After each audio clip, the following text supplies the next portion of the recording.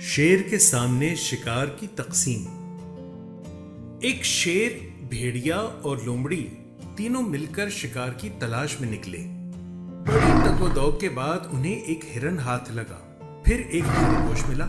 اس کے بعد انہوں نے ایک نیل گائے کا بھی شکار کیا۔ جب شیر تینوں جانور مار چکا تو بھیڑیے سے کہا، آج تیری عقل کا امتحان ہے، ان کو خوب سوچ سمجھ کر تقسیم کر۔ بھیڑیا بولا، نیل گائے آپ کھا لیں، ہرن مجھے دے دیں اور خرگوش لومڑی کو عطا کر دیں۔ شیر نے کہا، تو بڑا بے حیا، بے ادب اور بد سلیقہ ہے، تیری سزا موت ہے۔ شیر غیظ و غضب سے اٹھا اور ایک تھپڑ مار کر بھیڑیا کا کام تمام کر دیا۔ شیر نے پھر لومڑی سے کہا، اب میں تیری عقل آزماتا ہوں۔ وہ بڑے ادب سے سر جھکا کر بولی، حضور، نیل گائے تو آپ ابھی کھا لیں، ہرن کو رات کے لیے رہنے دیں، اور اگر درمیان میں اشتہا ہو تو خرگوش نوش فرمائیں۔ شیر یہ سن کر بڑا خوش ہوا اور پوچھنے لگا، تو نے یہ سلیقہ کس سے سیکھا؟ لومڑی بولی، بھیڑیے کے واقعے نے مجھے سبق دیا کہ بادشاہوں کے حضور خود غرضی اچھی نہیں۔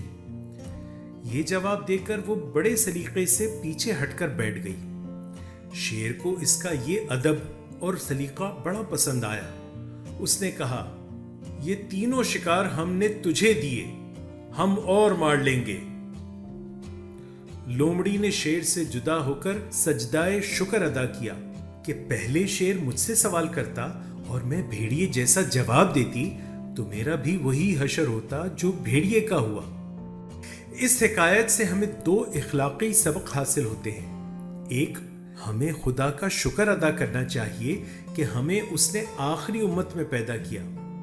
اگلی امتوں پہ عذاب نازل ہوئے جن سے عبرت حاصل کر کے ہم برائیوں سے بچ سکتے ہیں۔